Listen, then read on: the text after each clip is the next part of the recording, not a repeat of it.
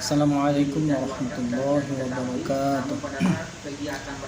Alhamdulillahilladzi hadana li hadza wa ma kunna linahtadiya laula an hadanallah. Laqad ja'at rusul rabbina bil haqq wa nudu an tilkumul jannatu uristumuha bima kuntum ta'malun. Asyhadu an la ilaha illallah wa asyhadu anna Muhammadan abduhu wa rasuluhu sallallahu alaihi wasallam wa ala alihi wa ashabihi amma ba'd. Saudara-saudaraku kaum muslimin yang dirahmati oleh Allah, marilah dalam kesempatan ini kita melanjutkan pengajian tafsir Al-Quran, melanjutkan surat Al-Baqarah ayat 47 dan selanjutnya.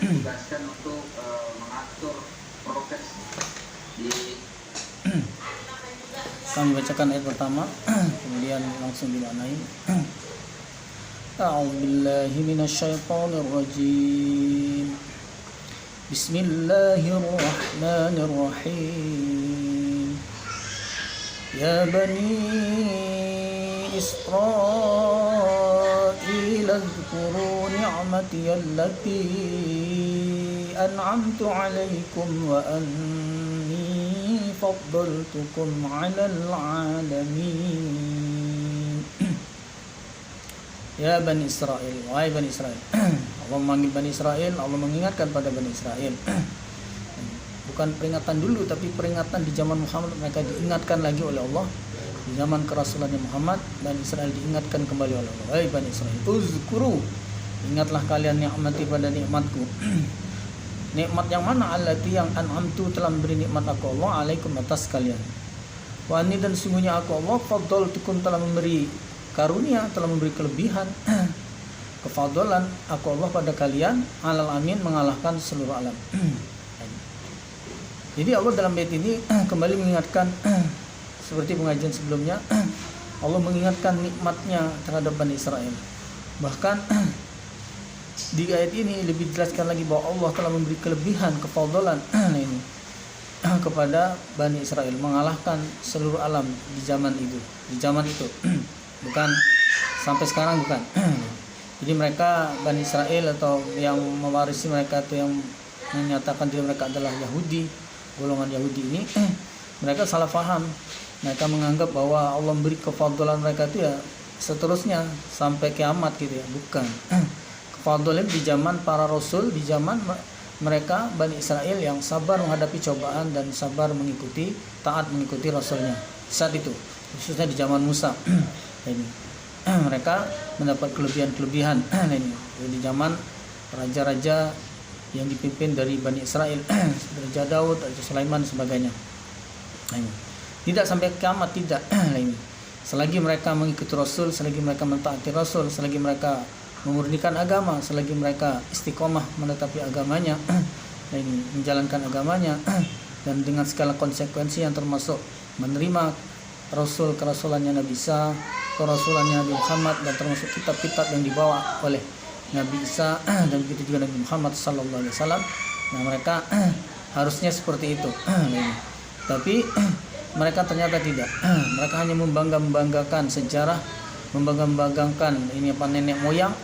Mereka hanya membanggakan suku atau ras mereka Bani Israel itu yang menurut di kitab mereka maupun dalam kitab Al-Quran ini pun dijelaskan bahwa mereka itu diberi kelebihan, kefadolan, mengalahkan seluruh alam, maksudnya di zaman. Mereka merasa hebat, merasa pol. Salah, padahal tidak seperti itu. Manusia di hadapan Allah itu sama. Inna akramakum indallahi atqakum. Lebih mulia-mulianya kalian di sisi Allah adalah yang mana yang lebih takut pada Allah. Saya dibandingkan kalian, siapapun dibandingkan bapak ibu, mana di antara kita yang lebih takwa, lebih takut pada Allah, lebih menjaga aturan Allah, lebih menjalankan kewajiban ibadah kepada Allah, lebih bisa sabar, lebih bisa syukur, lebih bisa husnudzon billah, lebih khusyuk tumanina, lebih bisa ini apa fastabiqul khairat, lebih bisa apa amar ma'ruf nahi munkar dan sebagainya. Nah, orang yang bisa lebih takwa itulah yang bisa lebih takut, yang lebih mulia di sisi Allah. Ini bukan masalah umur, bukan masalah generasi, bukan masalah ras, bukan masalah ini apa keturunan Nabi atau bukan. Kalau bicara keturunan Nabi, saya pun keturunan Nabi loh. Anda semua juga keturunan Nabi loh. Dulu Nabi Muhammad, Nabi Adam, nenek moyang kita Kemudian nenek moyang manusia berikutnya adalah Nabi Nuh lah ini. Karena manusia keturunan Adam di zaman Nuh itu semuanya meninggal yang kafir, tinggal Nabi Nuh saja dan anaknya. Jadi ditambah laki-laki lain yang kebetulan laki-laki lain itu semuanya meninggal begitu kapal turun di Bukit Judi itu. Jadi tinggal Nuh dan anak laki-lakinya 3 orang. Nah 4 orang dari 80 pasang, 40 laki-laki 40 perempuan. Nah ini tinggal anak Nuh inilah yang mengawini, menikahi ini 40 perempuan itu, sehingga saat dunia ini semuanya adalah keturunannya Nabi Nuh. Jadi kalau Bani Israel membanggakan keturunan Nabi, sama kita pun keturunan Nabi, tapi tidak ada artinya kita keturunan Nabi, keturunan langsung, keturunan tidak langsung, lihat keturunan ini dekat, keturunan jauh lah ini, atau masih bau-bau atau sudah tidak bau lagi lah ini, sama saja. Kalau kita tidak iman, kalau kita tidak bertakwa pada Allah, ini kita bukannya menjadi kekasih Allah, kita bukan akan mendapat karunia kelebihan dari Allah, justru kita akan menjadi musuh Allah lah ini. Nah, maka Bani Israil disadarkan oleh Allah, maksudnya kalian sudah diberi kelebihan oleh Allah, harusnya tambah syukur, lebih syukur, mengalahkan seluruh alam gitu kan.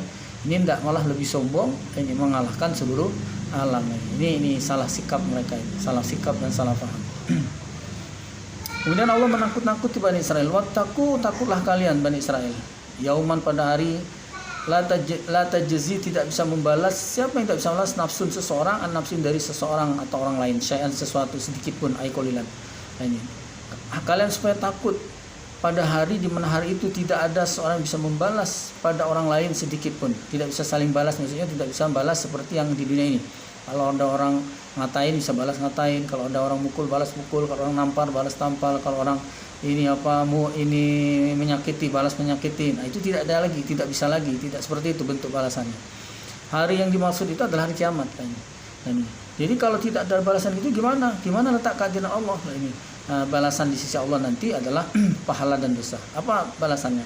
Jadi orang yang dianiaya, disakiti, dirugikan dan sebagainya itu namanya dianiaya. Balasannya adalah orang yang menganiaya akan memberikan pahalanya setimpal. Setimpal itu ada ukurannya, nanti berapa kali, berapa banyak, berapa derajat kesakitan atau penyakit atau menyakitkan yang dia berikan, efek menyakitkan yang diberikan kepada orang yang dia sakit atau orang yang dianiaya, itu nanti di sisi Allah ada ukurannya. Nah di situ letak keadilan Allah. Tidak dipukul rata sama atau semua kebaikan diambil, ya tidak, ada ukurannya.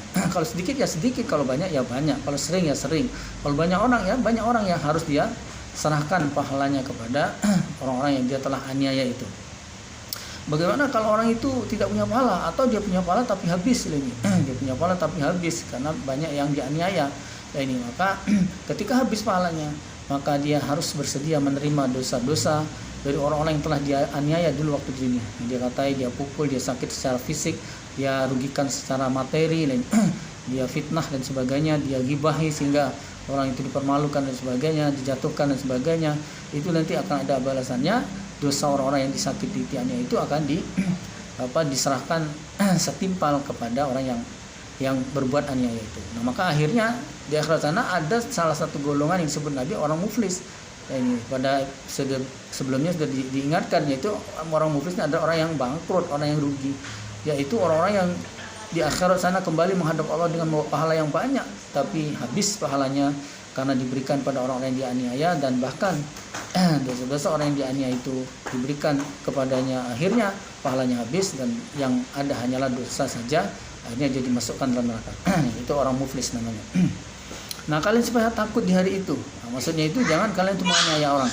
Kalian kalau menaniaya orang, maka kalian dan nanti akan berbuat aniaya itu akan dibalas di akhirat, pahala kalian akan diambil, atau dosa orang yang kalian akan diberikan pada kalian. Kalian harus takut seperti itu. Ini Bani Israel diingatkan Allah seperti itu. Wala yuqbalu, dan tidak akan diterima minha darinya seseorang syafaatun, pertolongan. Maksudnya itu tidak bisa orang itu menolong.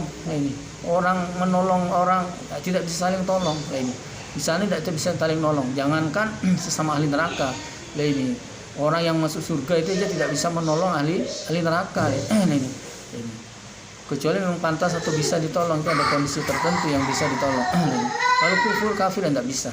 Orang kafir, orang kafir alasan apapun tidak bisa ditolong. Alasan teman dekat, alasan pernah nyarikan jodoh untuknya, alasan dulu yang memberi pekerjaan, alasan dulu itu bos saya tidak enak saya, itu bos saya itu atasan saya, maka kepala kantor saya itu, maka ini saya mau tolong dia supaya masuk surga. Kalau dia kufur tidak bisa, alasan apapun. Alasan dia itu mertua saya tetap tidak bisa. Yang alasan yang bisa dibenarkan ya orang yang ditolong itu sendiri harus orang iman,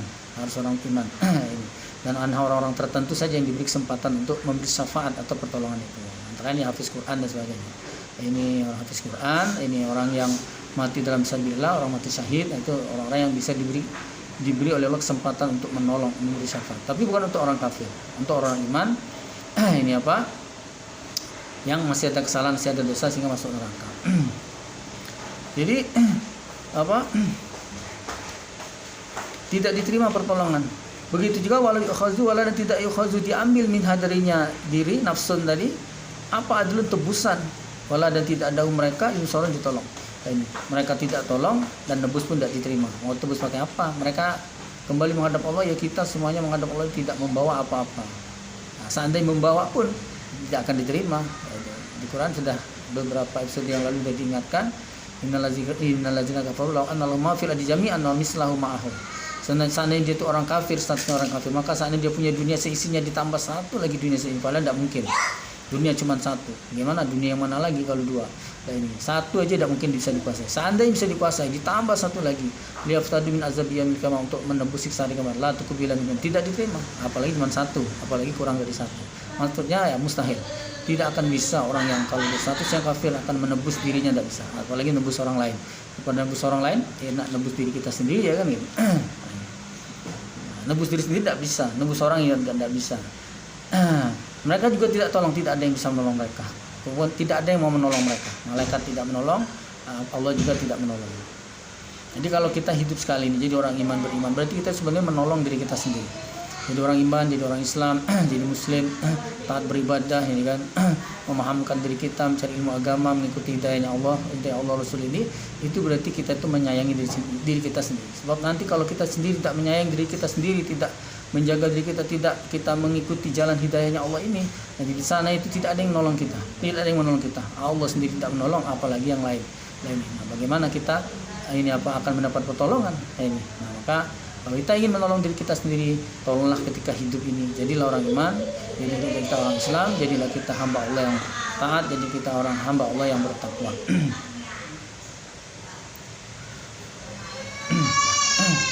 Maksudnya Bani Israel diingatkan, jangan sampai kamu sudah keburu di hadapan Allah di hari kiamat, kamu dikumpulkan, dihisab. Ternyata kamu nanti termasuk orang muflis, ternyata nanti kamu diputuskan akan dimasukkan dalam neraka. Di neraka nanti kamu tidak akan bisa saling tebus, tidak bisa saling tolong, dan kamu sendiri tidak akan ditolong lain. Jangan sampai itu terjadi, dan jangan sampai nanti kamu itu menyesal setelah itu terjadi. Itu diingatkan Allah seperti itu. Nah, sekali lagi saya ingatkan bahwa bukan berarti ayat ini karena disebut ya Bani Israel, wahai Bani Israel, berarti itu untuk Bani Israel kita tidak, sama saja. Apapun nasihat Allah untuk kaum sebelum kita itu, apabila dimasukkan dalam Quran ini, paling tidak itu jadi hikmah atau pelajaran bagi kita. Mengingatkan pada kita juga sama kita, jangan sampai nanti keburu hari kiamat akhirat berhadapan Allah, ternyata kita ini termasuk orang yang gagal, orang yang rugi, orang yang ditolak amalannya, termasuk orang yang zalim. Nah, jangan sampai terjadi seperti itu dan akhirnya menyesal. Orang yang pandai itu bukan hanya harus percaya apabila dia melihat dengan mata kepala sendiri lah ini. Itu dia bisa belajar dari orang lain, dia bisa belajar dari kejadian apa yang terjadi, itu pintar. Kalau harus dia dari pengalaman sendiri lah ini, mau masuk neraka dulu baru sadar ya, sangat bodoh itu namanya. Selanjutnya wa izna ketika itu Allah ceritakan sejarah lagi. Kembali kata Allah, ketika itu najaina, menyelamatkan kami Allah pada kalian Bani Israel. Bani Israel zaman itu, bukan Bani Israel itu orangnya itulah ya dari zaman dulu, zaman kapan orangnya itu, enggak, orangnya ganti-ganti sama seperti kita. Kita ini zaman-zaman inilah hidupnya, zaman berapa puluh tahun kemarin dan mungkin bersisa berapa tahun atau puluh tahun ke depan itu sudah selesai kita. Sebelumnya siapa? Zaman orang-orang tua kita. Sebelumnya siapa? Zaman kakek-kakek kita gitu. Begitu juga Bani Israel ya. Bani Israel juga yang dimaksud ini, tapi bukan orang itulah ya, orangnya ganti-ganti. Allah mengingatkan di zaman Musa itu Bani Israel itu adalah diselamatkan dari min al Fir'aun, dari keluarga Fir'aun, termasuk keluarga di sini ya Fir'aun dan bala tentaranya dan pendukung-pendukungnya, termasuk ormas-ormasnya ini. Kalau waktu itu ada ormas, organisasi masyarakatan yang mendukung Firaun ya, termasuk sang ormas-ormasan. Kenapa ya sumunakum ini memberi rasa mereka pada kalian, memberi rasa merekanya keluarga Firaun pada kalian su'al azab, pada su'a jeleknya azab siksaan. Jadi Bani Israel itu itu ahli Firaun, keluarga Firaun itu menyiksa, memberi rasa yang siksaan yang jelek kepada Bani Israel. Ini. Gimana siksaan jelek itu? Yuzabbihuna abna'akum, yuzabbihuna menyembelih, membunuh, maksudnya mereka dengan cara menyembelih abna'akum pada anak-anak laki-laki kalian. Wa yastahina, dan membiarkan hidup mereka nisa'akum pada anak-anak perempuan kalian. Jadi di zaman ini Musa, khusus di zaman Musa mau lahir ya, itu menjelang kelahiran Musa itu Firaun itu mengambil kebijakan membunuh keturunan Bani Israel laki-laki. Dan kalau zaman sekarang disensus ini, Bani Israel itu ngapa kawan besar ini? Wah, aku ini masuk angin. Dites dulu ini. Dites itu gimana ya, kalau yang ahli ini bisa dipijit, diurut ini. Kamu ini hamil ini, didata langsung. Siapa nama kamu? Balik kemana? Itu didata. Didata, dikontrol ini. Sebulan sekali dicek ini kapan melahirkannya nih. Ditunggu ini, tidak bisa dia lari nih. Nanti begitulah hari kelahiran itu ternyata laki-laki langsung disembelih di situlah, disembelih di tempat ini. Sembelih di tempat. Tidak main-main, langsung disembelih. Mau dikuburkan sendiri dikuburkan oleh pemerintah Firaun secara Covid ya kan? Ya, mereka walaupun ini dengan sedih hati ya, mereka milih dikuburkan sendiri aja nih. Melihat anaknya laki-laki sudah disembelih, tinggal jasadnya, nyawa sudah tidak ada daripada dikuburkan oleh bala tentara Firaun secara protokol Covid ya kan. ini mereka tidak tega ini. Pokoknya laki-laki sembelih. Itu lahir perempuan. Jadi yang dilihat itu bukan lihat mukanya ganteng, enggak. Mau ganteng bukan dilihat, lanang, laki-laki sembelih. Apalagi jelek lanang jelek sudah sembelih ini. Cincang bila perlu. Lanang kalau ganteng sudah potong sekali aja. Lanang jelek wah cincang. Bikin perkedel. Perempuan walau ya cantik yang jelek, pokoknya mau jelek mau cantik perempuan biarkan. Tidak ganggu kalau perempuan. Jadi hiburan ini tidak ganggu. Jadi tidak dibiarkan. Enggak disembelih enggak.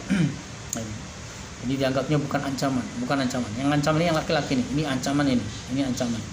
Kenapa ini Firaun waktu itu di zaman Firaun itu nama raja-raja Firaun semua itu Firaun anaknya juga Firaun ini kan, gelarnya aja yang beda-beda itu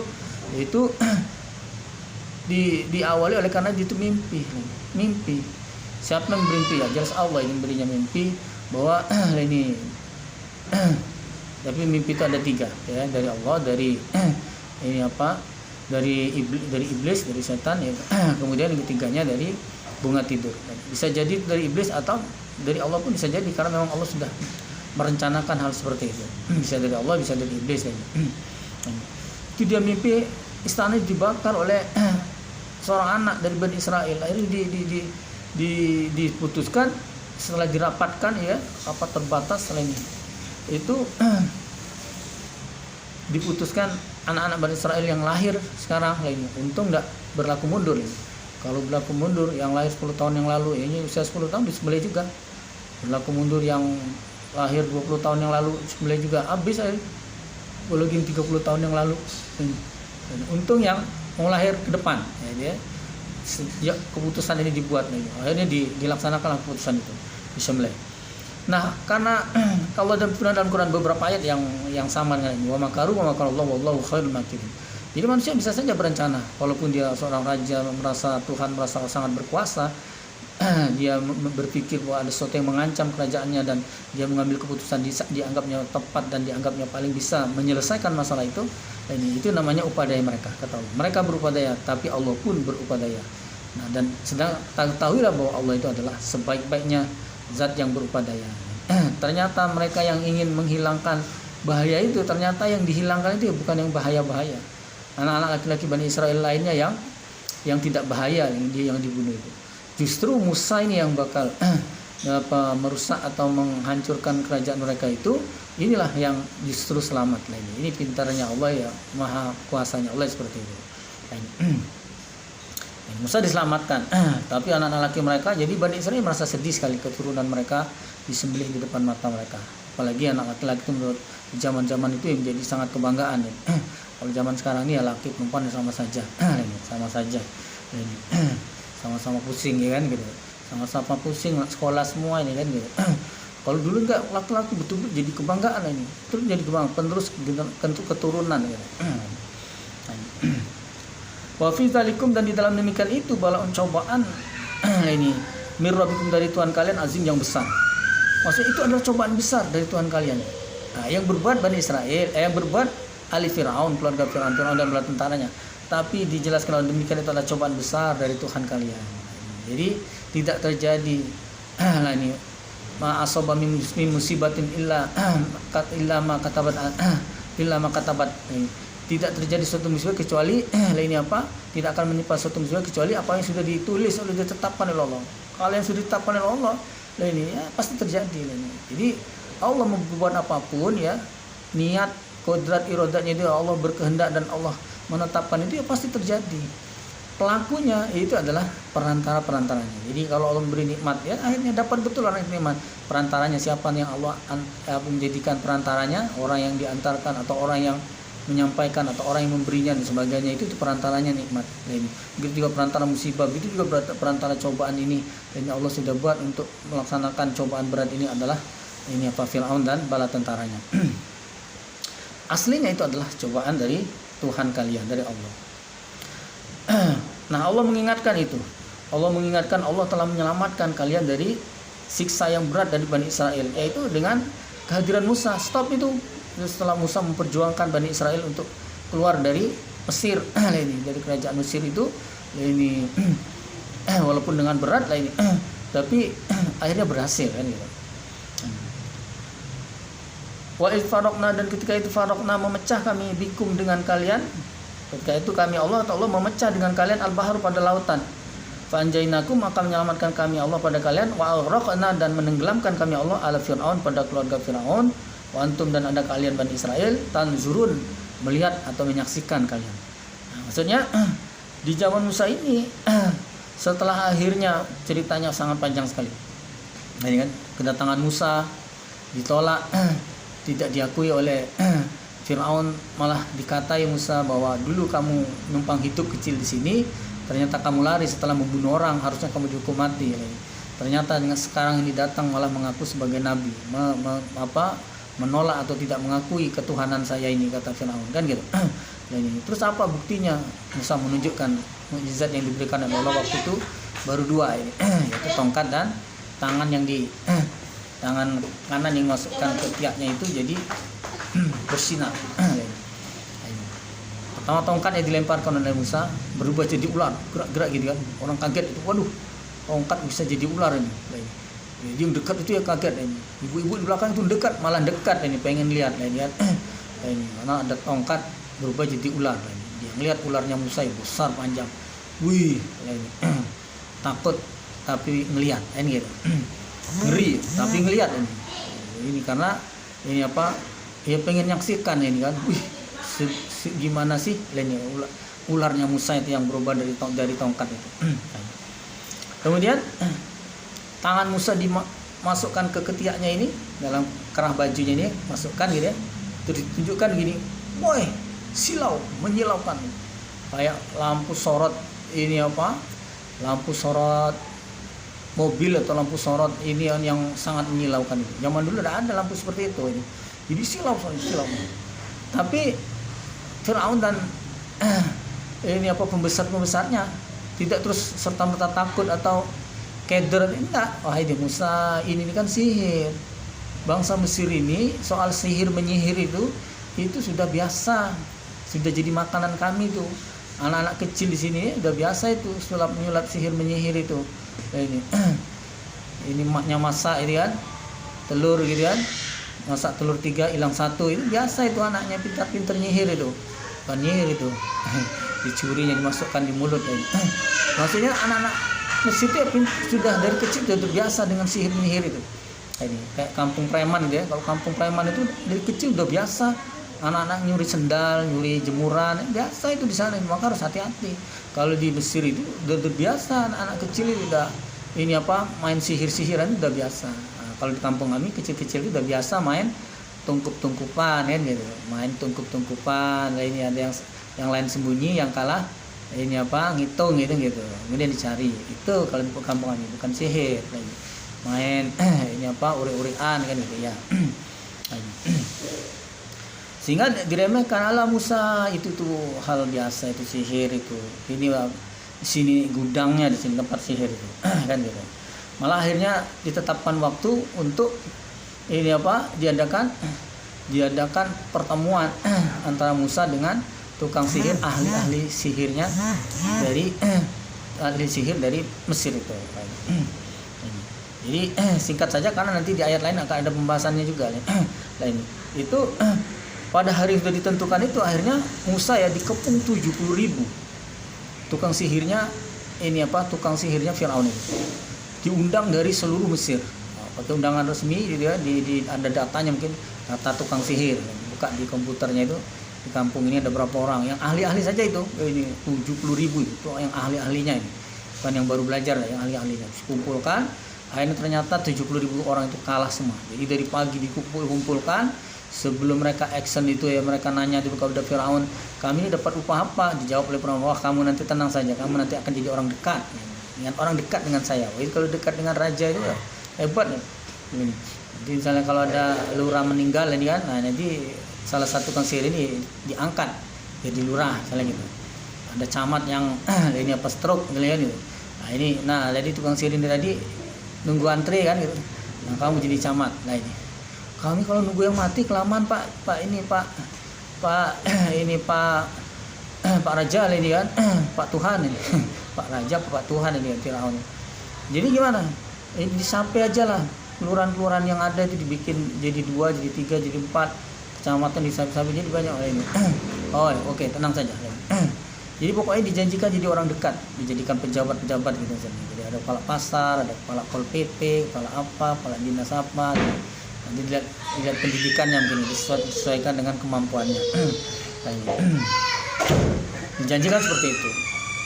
Musa langsung menawarkan, silakan kamu mau duluan ini. Mereka semua dengan semangat karena dijanjikan akan diberi kedudukan di sisi Firaun itu. Ini mereka melemparkan ada yang tongkat juga, ada yang tali, ada yang macam-macam medianya itu. Mungkin ada yang sendalnya dilemparkannya gitu kan. Mungkin media sihirnya gigi palsunya cabut giginya, lemparkannya gigi palsunya kan gitu kan. Tidak nyangka orang kok gigi palsu bisa jadi itu ahlinya, mereka ahlinya gigi palsu aja bisa jadi sihir. Wah, semuanya berubah jadi ular juga, sama seperti Musa, jadi ular. Dan semuanya menyerang ke arah Musa karena Musa sendirian di tengah-tengah, 70.000 itu mengelilingi Musa itu. Dan kepepet Musa mau lari kemana bisa lari, kejebak lagi. Musa waktu itu bingung lagi mau apa. Allah perintahkan dia pukul, lemparkan tongkat Musa. Ini malu-maluin aja, kenapa takut? Dan lemparkan tongkatmu itu, kan dia diajari kemarin. Akhirnya Musa lemparkan tongkatnya. Akhirnya jadi ular besar. Dan semua ular-ular kecil dimakan oleh ular-ular Musa. Tanpa tersisa. Kayak mukbang gitu kan. Lain dimakan semua dalam waktu singkat, lain semua dimakan ini. Kaget jadi tukang sihir itu, masya Allah. Masya Allah. Kalau kita itu ngucap ini, kalau mereka kan wah, dedemit, tidak tahu ucapan mereka apa ini. Akhirnya sadar mereka, wah ini memang kita ini sihir, dia ini asli, ini bukan sihir ini. Akhirnya mereka beriman. Yang kaget siapa sekarang? Kebakaran jenggot jantungan Firaun. Loh, kalian ini tanpa izin saya kok langsung mau iman, gimana ini? Jangan-jangan ini kalian ini memang sudah join ini, jangan-jangan Musa ini guru sihir kalian ini. Kalian itu kalah sama dia ini sudah terencana ini. Padahal semua itu terjadi dengan rencananya Firaun. Ini diputar balikannya fakta. Masih tetap mereka mau iman, diancam ini oleh Firaun. Kamu kalau begitu nanti saya potong silang, tangan kanan dipotong, kaki kiri dipotong, kemudian akan disalib, dijemur di padang pasir sampai mati. Ini diancam seperti itu, diultimatum seperti itu oleh Firaun. Tapi mereka tidak takut karena mereka sudah jadi orang iman. justru mereka ingin mati dalam keadaan membela agama Allah. Jadi kata Nabi Muhammad, komentar dari Nabi bahwa ini mereka tukang sihir Fir'aun ini, paginya mereka musyrik, ini sorenya mereka jadi orang iman, bahkan mereka jadi mujahid ini. Nah, ini jadi kadang-kadang ada nasib orang yang beruntung seperti itu. Tukang sihir itu jelas ahli nerakanya, ini ternyata di akhir hidup mereka ini walaupun disiksa seperti itu, disalib, dipotong silang seperti itu, akhirnya mati menemui ajal, tapi mereka mati syahid disaksikan sebagai orang iman, berhak mendapatkan surga, selamat dari neraka. Nah, malamnya diperintahkan Musa itu membawa Bani Israel karena Fir'aun itu ngingkar janji terus. Begitu ada siksa dari Allah berupa ini banjir, berbagai macam banjir darah lainnya. Setiap banjir yang terjadi, banjir darah, banjir kodok, banjir kutu, ini banjir belah. Setiap terjadi banjir itu Fir'aun itu bingung, tidak bisa mengatasi. Pembesar-besarnya pun bingung mau melakukan tindakan apa, tidak bisa teratasi, sedikit pun tidak bisa. Dari banjir darah misalnya, mau diapakan darah ini? Mau dikasih ini belau biar biru, nggak bisa terbelaukan. Sungai-sungai itu semua jadi darah, air dari semua mata air jadi darah, dari sumber mata air semua jadi darah, nggak bisa. Itu juga kodok, mau diapa? Kodok mau digoreng ya, kalau sedikit lagi, banyak gimana? Ini kutu juga begitu, belalang juga begitu, semua banjir itu mereka tidak bisa teratasi. Setiap kali banjir itu mereka akhirnya menyerah, minta tolong Musa untuk berdoa pada Tuhannya supaya itu diselesaikan. Janjinya Fir'aun akan iman dan akan membebaskan Bani Israel. Akhirnya ternyata setelah Musa angkat tangan berdoa, dihilangkan Allah semua ini siksa itu, ternyata Fir'aun mengingkari janji. Akhirnya turun lagi, bencana lagi, banjir lagi, yang lain lagi. Akhirnya janji lagi Fir'aunnya, tapi akhirnya mengingkari lagi terus maka akhirnya sudah, kalau gitu lari saja ini. Kalau mengharapkan kita dibebaskan itu mengharapkan kita diberi kemerdekaan, tidak mungkin. Kita sendiri harus memerdekakan diri kita sendiri harus lari dari tempat laknat ini, tempat kita dijajah ini. Jadi Bani Israel di Mesir itu dijajah dulu di zaman Nabi Yusuf, mereka itu yang orang-orang terhormat karena disayangi oleh Fir'aun zaman itu karena mereka dianggap berjasa menyelamatkan bangsa Mesir itu dari kepunahan, dari pacaklik yang panjang Nah, tapi di zaman ini, zamannya Fir'aun Musa itu mereka malah diiri sehingga mereka itu malah disiksa, dijadikan budak di negeri Mesir sehingga mereka tersiksa dan sebagainya. Belum lagi dibunuh anak laki-lakinya mereka tadi. Nah, malamnya mereka berangkat melarikan diri dari Mesir. Nah, ini ternyata perjalanan itu lama-lama mentok kepada Laut Merah itu. Begitu sampai Laut Merah, ini mereka tidak bisa melanjutkan karena laut mau nyebrang ini, karena bukan 1-2 orang laki-laki yang kuat-kuat, karena ikut lari inilah semua Bani Israel yang ada, yang kecil-kecil, yang ibu-ibu, yang nenek-nenek, yang kakek-kakek, yang sudah tua, yang penyakitan, yang pakai tandu, semuanya ini bagaimana mau nyebrang ini? Stop akhirnya. Akhirnya Allah perintahkan, pukulkan tongkatmu ini. Sebelum itu terjadi, Bani Israel sudah panik. Pasti tinggal nunggu waktu, kita akan dikejar, akan ditangkap, akan disiksa, akan lebih berat lagi nasib kita ini. Tapi akhirnya Musa yakin dengan pertolongan Allah, ternyata betul di saat-saat akhir, menit-menit akhir itu Allah perintahkan memukulkan tongkatnya. Musa tadi tidak tahu bahwa tongkat ini multifungsi, bisa dipukulkan ke laut, bisa jadi jalan Mungkin Musa ini kalau banyak inisiatif waktu itu ini sarapan pagi mungkin, udah kumpul sini sarapan pagi, kumpulkan tanah di sini terus tanah dipukul oleh Musa pakai tongkat, jadi roti gitu. Tapi Musa tidak melakukannya. Jadi saat kepepet saja contoh saat itu kepepet, Allah perintahkan pukulkan di laut itu, akhirnya lautnya terbelah jadi jalan sampai ke bawah, bersih airnya itu bisa dilewati.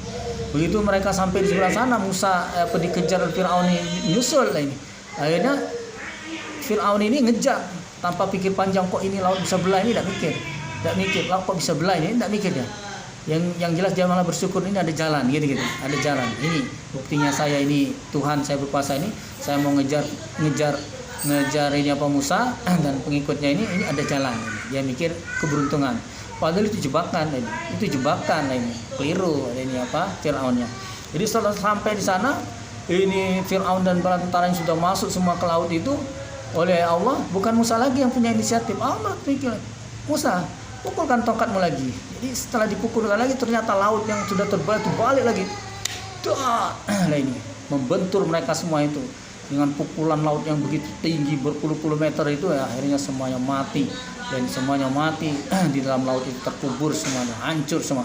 Tapi Allah sudah janji akan menyelamatkan jasadnya Fir'aun, sehingga bukan hari itu, bukan besoknya, di zaman-zaman modern ini jasadnya Fir'aun itu ditemukan ini dengan ciri-ciri fisik dan dengan ciri-ciri perhiasan yang dia pakai dan kereta yang dia pakai, itu menunjukkan dia ini memang inilah Raja Fir'aun. Akhirnya betul ditemukan sesuai dengan ayatnya. Ini luar biasa janji Allah akan diselamatkan itu bukan di zaman Nabi Muhammad juga, bukan di zaman Fir'aun, bukan di zaman Isa, bukan di zaman Muhammad, tapi di zaman Nabi Muhammad sudah tidak ada ini ya. Sudah zaman-zaman modern tahun 1900 berapa itu ditemukan jasadnya Fir'aun. Ini luar biasa, memang Allah Maha Kuasa. Jadi Bani Israil kalian sendiri melihat sendiri kan. Nah, kalian sendiri melihat yang diomongin sekarang di zaman Muhammad itu sebenarnya generasi yang bukan melihat langsung. Generasi yang tahu cerita, ya, diceritai tahu cerita, yang aktif, yang banyak tanya, yang mau ngaji, tentu mereka tahu ceritanya bahwa dulu nenek moyang mereka diperlakukan seperti itu oleh Fir'aun dan mereka diselamatkan oleh Musa dan mereka bisa menyeberang laut dengan selamat, dan Fir'aun dan bala tentaranya dimatikan oleh Allah, ditenggelamkan oleh di laut itu. Mereka Bani Israil melihat dengan mata kepala sendiri. Itu Bani Israil zaman Muhammad tinggal tahu dari ceritanya itu, bukan mengalami. Kalau mengalami sepanjang benar umurnya ribuan tahun ini. Wa iz wa'adna, dan ketika itu wa'adna menjanji kami Allah Musa pada Musa 40 lailatan malam. 40 malam misalnya 40 hari 40 malam. Musa dipanggil oleh Allah menghadap Allah. Jadi Musa ini Rasul pakai wakilnya itu Harun. Harun ditinggal oleh Musa, kamu lihat ini, temani ini Bani Israil ini, kalau ada masalah atau apa selesaikan, jangan kalau ada kerusakan dicegah, jangan sampai kalau justru malah engkau mengikuti ini apa perbuatan aniaya mereka. Oke, kata ini apa Harun. Akhirnya Musa berangkat karena ini perintah Allah. Ini entah untuk apa. Ini ternyata Musa akan mendapatkan ini apa wahyu dan kitab Taurat. Tadinya cuma 40 hari ini. Tapi sumat takhazul ijlah, kemudian mengambil kalian al-ijlah pada patung anak sapi mimba'di, dari setelahnya Musa pergi itu. Wa antum, dan ada kalian zalimun, orang yang aniaya. Dengan adanya kalian mengambil patung anak sapi itu, kalian jadi orang aniaya. Jadi terjadi yang membuat patung anak sapi itu ini setelah 40 hari lewat. Setelah 40 hari lewat ternyata Musa kok belum kembali. Janjinya Musa cuma 40 hari. Ternyata di ayat lain itu memang sengaja Allah buat seperti itu. Musa dipanggil 40 hari, setelah menghadap pada Allah oleh Allah ditambahi 10 hari lagi, jadi 50 hari. Nah, kaumnya tidak tahu itu. Kalau zaman sekarang ya ada HP, ya bisa di WA.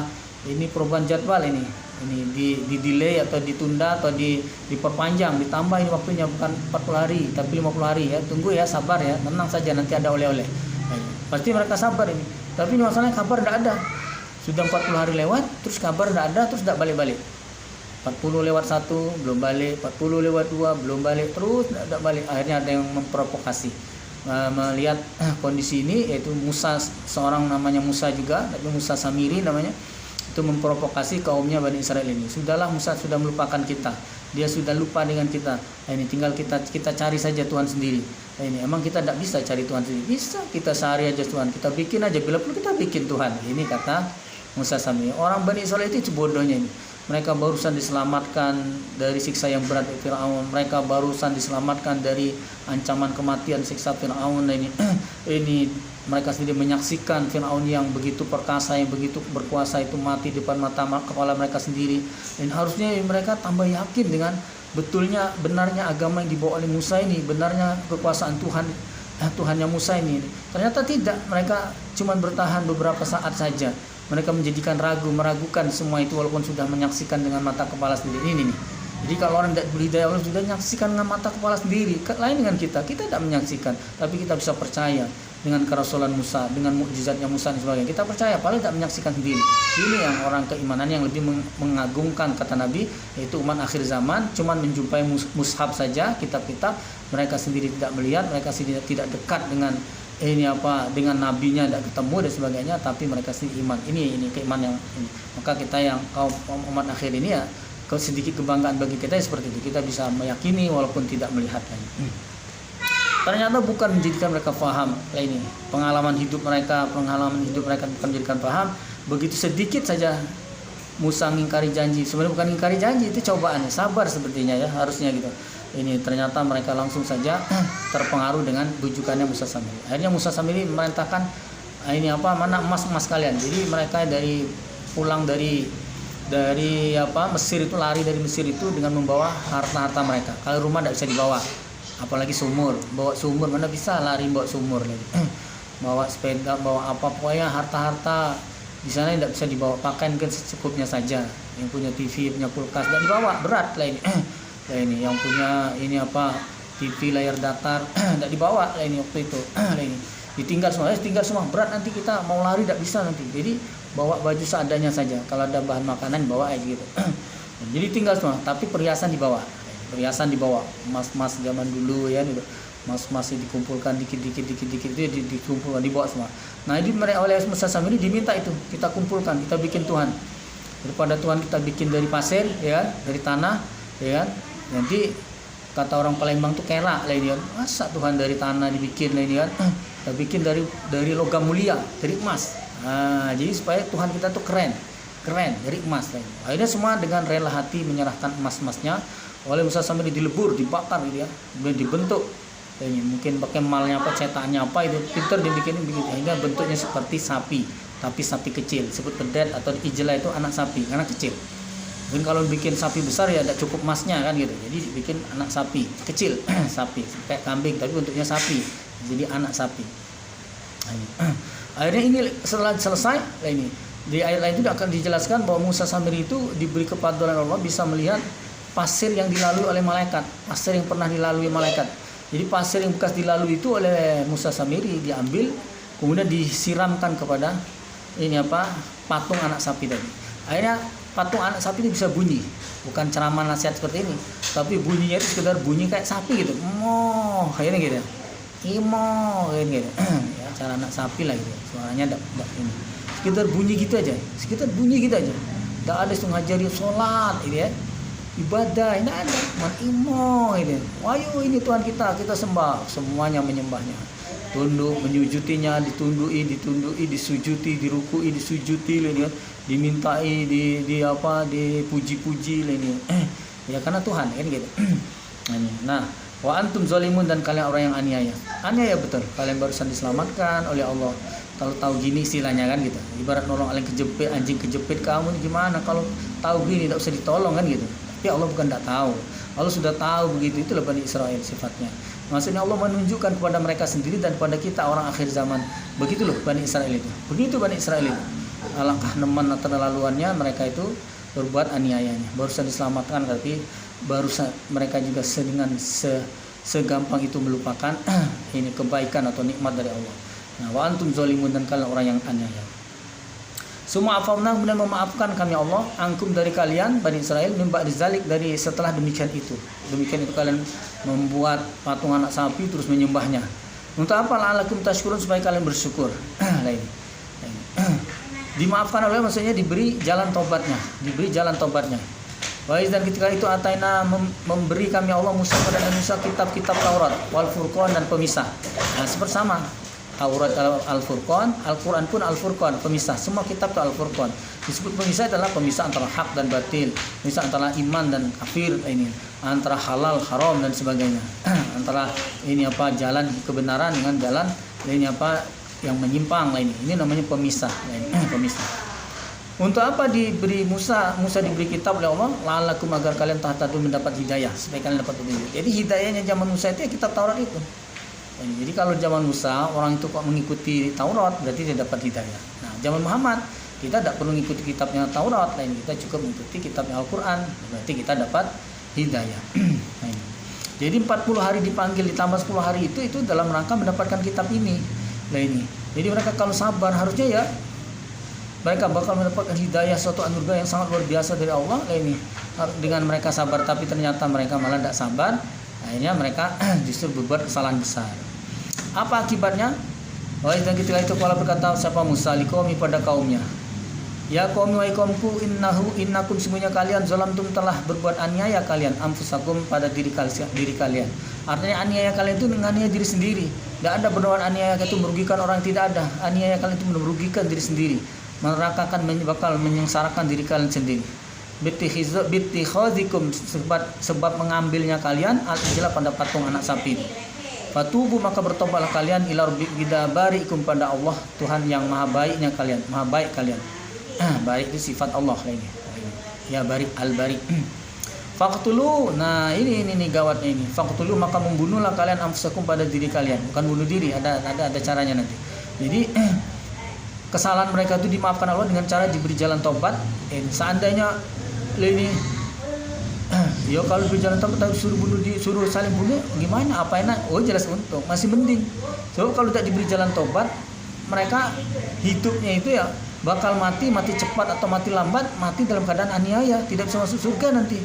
Nah, untung diberi jalan tobat walaupun harus menjalani kafarah. Jadi tobat itu ya, taubatan nasuha itu ada 4 syarat. Pertama mengakui kesalahan, kedua itu berjanji tidak mengulangi lagi, ketiganya membaca istighfar atau memohonkan pengampunan, berjanji dan berjanji tidak akan mengulangi lagi, dan keempatnya itu siap menunaikan kafarahnya. Nah, untuk setiap kesalahan kafarahnya beda-beda lah ini. Seperti orang zina ya kafarahnya dihukum ranjam. Atau dijilid atau dicambuk 100 kali bagi yang belum pernah nikah. Seperti mencuri, potong tangan itu kafarahnya. Semua dilakukan baru namanya taubatan nasuha. Kalau tidak dilakukan, itu berarti belum taubatan nasuha. Ya soalnya oke, saya tobat oke lah ini. Saya baca istighfar oke, saya ngakui salah, berjanji tidak mengulangi lagi oke. Tapi kalau mau dipotong tangan, sorry saya tidak mau. Nah, itu namanya belum taubatan nasuha. Atau kalau saya mau diranjam lempar batu sampai mati, sorry saya tidak mau. Berarti dia belum taubatan nasuha. Waktu ini di zaman Musa itu kafarah taubatnya karena menyembah patung anak sapi, artinya berbuat syirik itu adalah mereka harus saling bunuh. Jadi mereka dimasukkan dalam satu gedung, ya, mata mereka tertutup, tidak saling lihat, masing-masing memegang pedang, saling bunuh. Kalau dia tidak membunuh bisa terbunuh ini. Nah, jadi terpaksa ya saling bunuh sampai batas waktu ditentukan. Yang sudah mati ya berarti dia diampuni, yang masih hidup berarti juga diampuni, berarti dia diberi kesempatan hidup. Nah ini dia diampuni dan masih diberi kesempatan hidup. Ada yang sampai mati, ya ada yang sampai mati lah ini. Namanya mata tertutup kan gitu. Tiba-tiba ada yang mukul dari belakang dengan pedang kena leher. Ada yang cuma kena gores saja nih, tapi kena nyawanya langsung ya mati juga sama. Pas kena nyawanya kan gitu. Jadi risikonya seperti itu. Orang-orang iman waktu itu yang sadar lah ini, karena sudah berbuat salah, ini mereka bersedia bertobat walaupun kafarohnya harus seperti itu. Nah yang mereka yang ini ada yang menolak seperti Musa Samiri sendiri, dia tidak mau, ini akhirnya dia diusir, dan dia dikena laknat oleh Allah, kena laknat Allah yaitu la tamisas, dia tidak bisa saling sentuh, tidak bisa menyentuh. Maksudnya kalau menyentuh orang, kalau tidak orang itu yang kesakitan, dia yang kesakitan, maka dia tidak bisa hidup berkumpul, tidak bisa hidup sosialisasi dengan orang, karena dia akan nyakiti orang atau dia akan tersakiti, maka hidupnya sendiri. Sampai matinya dia tidak diakui sebagai orang iman, mati calon ahli neraka. Nauzubillah min dzalik. Jadi faqtulu anfusakum itu hukumnya. Saling bunuh dalam waktu tertentu, waktu dibatasi waktunya itu, diberikan waktunya, mata tertutup, memegang senjata masing-masing. Zalikum demikian itu khairun lebih baik lakum bagi kalian inda barikum di sisi Tuhan kalian yang maha baik. Itu lebih baik kalau kamu mau taubat ini, walaupun risikonya mati itu lebih baik. Mati tapi sudah bertobat. Apalagi bertobat mau melaksanakan hukuman seperti itu tapi akhirnya ternyata masih hidup. Ada yang hidup tapi luka-luka.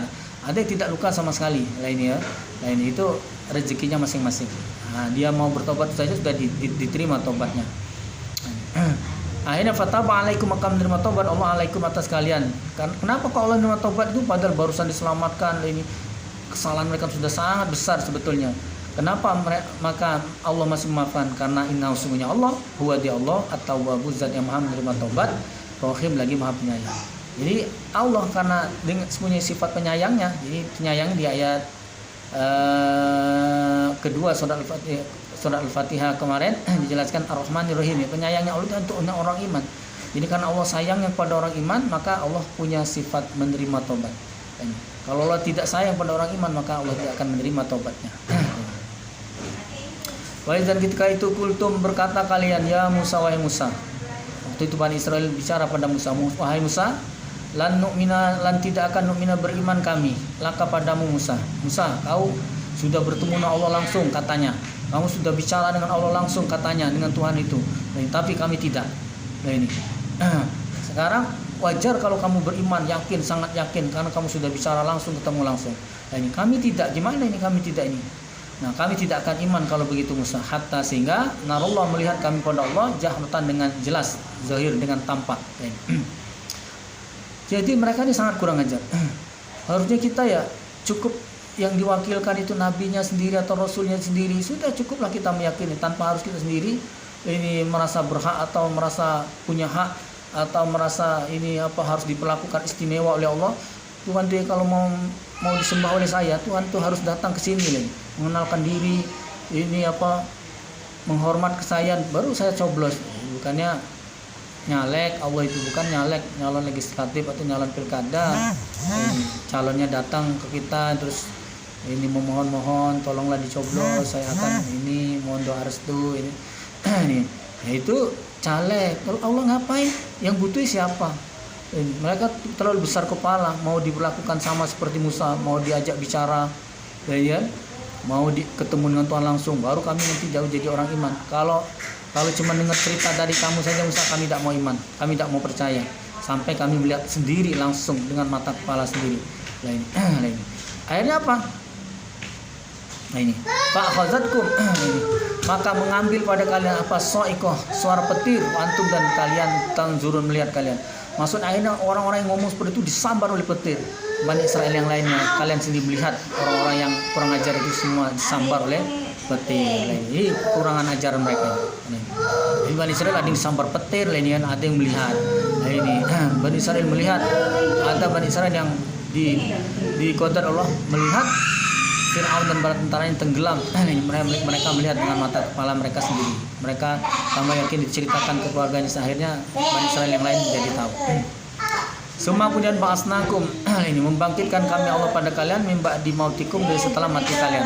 La'alakum agar kalian terus bersyukur. Jadi semua orang yang termasuk kita, bukan Bani Israel saja, setelah kita mati akan dibangkitkan oleh Allah supaya kita bersyukur. Maksudnya kalau kita orang iman pasti bersyukur. Kalau dibangkitkan itu nanti akan kita tinggal mendapat nikmatnya saja. Tidak ada lagi ceritanya orang iman itu masih ada was-was, sakit, ini capek, payah, berat, susah, khawatir, ini menderita, kelaparan, kalau tidak ada lagi. Yang ada itu yang penderitaan kesusahan, penderitaan kesulitan, masalah dan sebagainya itu selagi dia masih di dunia. Lah sudah ya harus ibadah, ya kan? Cobaan banyak, ya gitu. Cobaannya dari Allah langsung, dari manusia, dari lingkungan, dari semua ini menjadi cobaan. Tapi tetap harus ibadah. Nah ini itu tuh keadaan di dunia. Tapi begitu nanti dia mati lah, ini tidak ada lagi cobaan-cobaan, tidak ada lagi kewajiban-kewajiban, sudah tidak ada lagi. Tinggal yang ada tinggal enak-enaknya saja, enak-enaknya saja. Nah ini.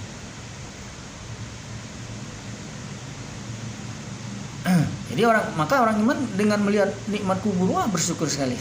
Di alam hari kiamat orang lain merasa ini kehausan, kelaparan, berat, terjemur di bawah matahari, jarak sekilan sejengkal dari kepalanya itu merasakan penderitaan luar biasa. Orang iman tidak bisa minum telaga Kausar, dan beberapa golongan orang iman ada yang malah mendapat naungan.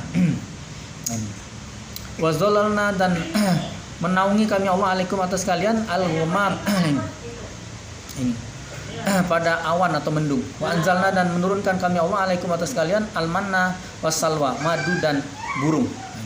Ini maksudnya di zaman Fir'aun itu ketika mereka perjalanan dari Mesir yang ketika dikejar itu, selamat dari Laut Merah yang terbelah dan sebagainya itu. Nah ini mereka oleh Allah dinaungi perjalanan itu, dinaungi dengan awan. Jadi ibarat itu ada tenda, mereka berjalan di bawah tenda sehingga mereka nyaman lagi kan, tidak, karena tidak ada bus, tidak ada bus jemputan, tidak ada ini kendaraan, tidak ada kereta LRT, tidak ada ini apalagi pesawat. Zaman itu belum ada itu. Jadi mereka jalan kaki dengan berat, membawa seluruh perlengkapan, ada yang bawa kasur, ada yang bawa selimut, ada yang bawa tas, ada yang bawa apa, berat semua itu beban. tapi di atasnya dinaungi oleh Allah dengan mendung. Dan Allah turunkan pada mereka madu dan ini apa, burung. Turunkan ini bukan turun dari langit, maksudnya itu mereka ketika lapar itu dengan mudahnya bisa menemukan burung, sehingga mereka tangkap dengan mudah juga, ya bisa dibakar, bisa dimasak atau gimana. Biasanya kalau di jalan ya sederhana saja. Kalau mau rendang gitu kan, ya repot ini kan, mau cari kelapanya apa ini, dari bumbu rempah-rempahnya. Yang mudah itu ya potong, cabut bulunya, hidupkan api, dibakar. Si burung dibakar itu ya mateng, itu perut lapar, enak ini, jamin enak. Karena perutnya lapar. Yang dimakan daging kan gitu, ya enak. Perutnya lapar. Terus begitu juga madu, begitu lihat pohon-pohon itu terlihat ada yang ngelendut-lendut, itu ternyata itu madu. Jadi di zaman itu dengan mudahnya mereka menemukan madu itu. Zaman sekarang ini ini apa, kita nyari madu setengah mati tuh di pinggir-pinggir jurang, ternyata kosong, nggak ada. Yang ada penunggunya ini apa, tawonnya ini madunya tidak dapat, malah sentap tawon ini. Itu waktu itu enggak, mereka dengan mudah mendapatkan madu ini.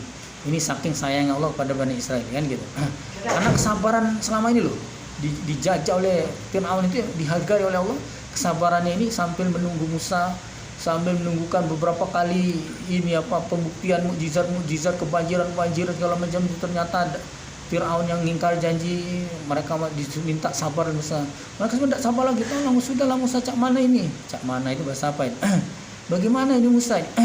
Ya sabar, kata Allah, ya tunggu saja sampai kita dilepaskan ini. Akhirnya terjadilah mereka meninggalkan itu. Nah, kesabaran mereka ini dihargai oleh Allah. Ini di perjalanan diberikan naungan, di sepanjang jalan ini mereka kalau mau makan tuh ada madu dan ada burung. Soalnya di sana waktu itu zamannya tidak ada warteg tidak ada, ini rumah makan Padang tidak ada, ini tidak ada. GoFood juga belum ada. Ini.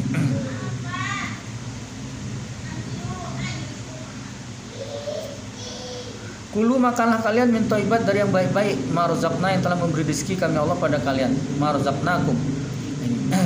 Tapi wama zolamuna, dan mereka tidak menganiaya pada kami ya Allah, walakin akan tetapi kanu ada mereka Bani Israel anfusahum pada diri mereka sendiri yazlimun menganiaya. Jadi Allah sudah begitu baiknya menolong, menyelamatkan, menaungi, memberi makanan, minuman yang luar biasa baiknya ini. Tapi seharusnya mereka itu bersyukur, tambah imannya, tambah kefahamannya, tambah fahamnya, dan tambah husuk tumaninanya dalam beribadah. Ternyata malah tidak. Mereka malah jadi kufur dan sebagainya. Maka oleh Allah dianggap mereka berbuat aniaya itu bukan kami yang menganiaya mereka, tapi sebenarnya mereka sendiri yang menganiaya diri mereka sendiri. Jadi penderitaan mereka, kesulitan mereka dihadapi berikut di masa-masa berikutnya itu sebetulnya karena mereka, penganiayaan mereka sendiri, bukan kami yang menganiaya. Karena mereka tidak bersyukur sudah diberi nikmat yang begitu banyak. Wa izan ketika itu kulna berfirman kami Allah, udkhulu masuklah kalian hazil qaryah pada ini kampung. Kampung itu ini apa? Di Palestina. Fakulu makanlah kalian minha darinya kampung, haitsu di mana saja syi'tu menghendaki kalian, rogodan dengan sepuasnya. Wadkhulu dan masuklah kalian baba pada pintu gerbang kampung itu sujadan dengan sujud. Wakulu dan berkatalah kalian hittah. Nah, ini kalimat hittah. Itu kalau sekarang ini istighfar, kalimat istighfar hittah itu. Kalimat pengampunan. Kalau kalian itu berkata hittah, naufir, maka akan kami ampuni lakum pada kalian khotoyakum pada kesalahan kalian. Wasanazidu dan akan menambah kami Allah al-musinin pada orang yang berbuat baik, menambah kebaikan, menambah rezeki, menambah kebarokahan dan sebagainya kepada orang yang berbuat baik. Jadi kata Allah ketika perjalanan itu akan sampai ke ini apa, ke Palestina ini, Allah perintahkan mereka supaya ini apa, masuk ke kampung itu ini. Dan di sana sudah ditawarkan silakan makan di mana saja karena Allah sudah siapkan seperti tadi madu dan burung tadi ini sepuas kalian. Nah, tapi masuk pintu gerbang itu bacalah hittah. Ini. Bacalah hittah. Nah, tapi mereka malah tidak mau membaca hittah tadi. Padahal dijanjikan dengan kalian membaca hittah tadi akan diampuni dosa kalian. Fabadal ladzina zalamu, maka mengganti siapa orang yang zalim kaum Bani Israil tadi malah mengganti kaulan ucapan hittah tadi ghairu pada selain allazi yang kila dikatakan lahum pada mereka. Yang dikatakan hittah malah diganti oleh mereka dengan kalimat yang lain. Habibatin fi syairatin, biji-bijian di dalam rambut. Maksudnya itu ya mereka menginginkan ini apa, sayur, buah-buahan dan sebagainya. Tidak mau yang diberikan tadi, madu dan burung tadi. Bosan lagi. Nah ini maka ganti dengan kalimat itu. Harusnya begitu dibilang hitoh yang begitu mudahnya saja, harusnya ya gampang saja baca hitoh lah ini. Istighfar misalnya, astagfirullah ya, tinggal dibaca. Tapi mereka tidak. Lain disuruh baca hitoh malah diganti habibatin fi syairatin lah ini. Maksudnya mereka hanya memikirkan makanan dan makanan selain madu dan burung tadi. Akhirnya fa'anzalna, maka menurunkan kami Allah ala ladzina zalamu, atas orang-orang yang zalim Bani Israil tadi, apa yang diturunkan rijzan, siksaan, minas sama, dari ala langit, bima kanu, sebab apa-apa kanu ada mereka yafsukun, melanggar mereka. Akhirnya siksa diturunkan oleh Allah. Inilah akibatnya orang diberi nikmat yang begitu banyak, bukannya bersyukur malah tidak syukur malah kufur. Akhirnya siksa yang diturunkan oleh Allah. Nauzubillah min dzalik. Maka dari ayat ini, dari cerita ini hendaknya menjadi pelajaran bagi kita semua, sehingga kita selamat dari kejadian-kejadian buruk yang menimpa kaum-kaum sebelum kita, dan kita bisa mencontoh dari kaum-kaum atau orang-orang yang soleh yang mendahului kita, sehingga kita ikut bisa selamat dari siksanya Allah dan bisa masuk dalam rahmat Allah, dalam surganya Allah. Kiranya demikian saja yang dapat kami sampaikan dalam kesempatan ini. Jika ada kekurangan kesalahan yang kata kurang berkenan, kami mohon maaf yang sebesar-besarnya. Atas perhatian yang kami syukur, alhamdulillah, jazakumullah khairan. Seandainya ada masukan-masukan, akan kami terima dengan senang hati. Sekali lagi kami syukur, alhamdulillah, jazakumullah khairan. Wassalamualaikum warahmatullahi wabarakatuh.